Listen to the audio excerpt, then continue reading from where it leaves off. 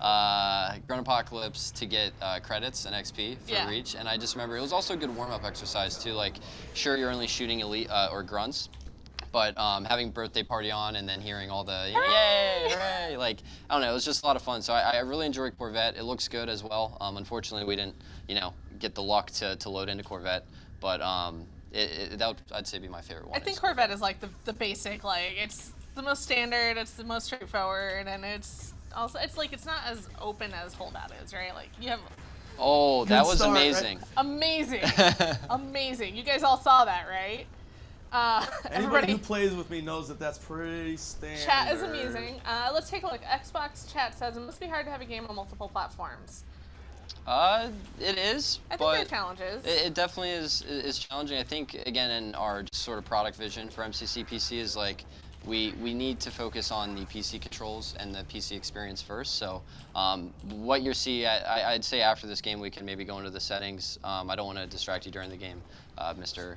Eric Fernand, but after the game we can look at the settings. We're having a field of view slider in there, sensitivity options, resolution scaling options, windowed, windowed mode, all kinds of different things for users that are PC players to be able to interact with. And I would say that has made things complex because these games were built for the Xbox all up. Right. However, we have the ability now, and working with our partners, Splash Damage and Ruffian, is we're able to obviously see how we can build a PC first experience for this. Sure.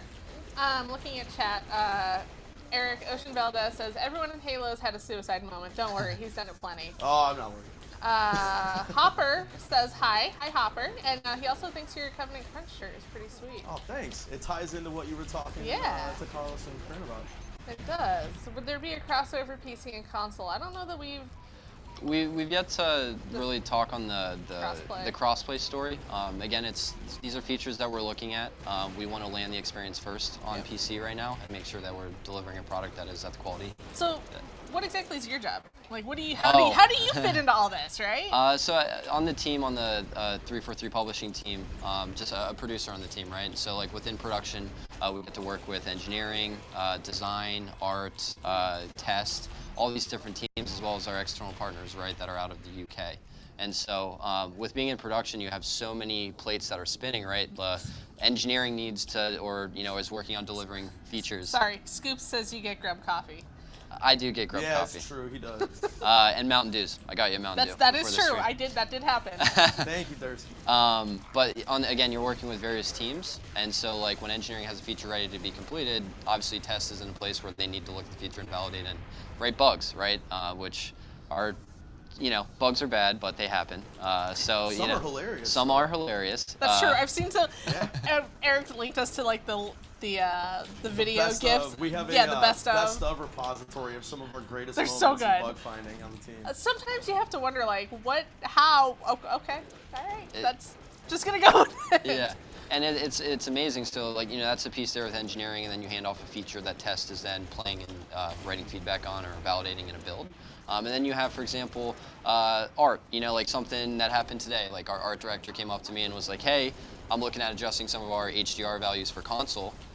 We don't have a debug tool right now that is hooked up, right? And so like you're actually working and understanding like, okay, I need to work with engineering to make sure somebody writes debug or supports it. So the artist can then pick up and then start working. So I absolutely love it. Like being somebody that grew up being a people person, like it's been a role and a part of game development that I've really enjoyed, is that you work with a lot of really great and smart people. So you're kind of like the go-to guy. You're organizing. You're the guy that has the task list and like the calendar. You're like, this is due here. This is due here. You need to talk to you.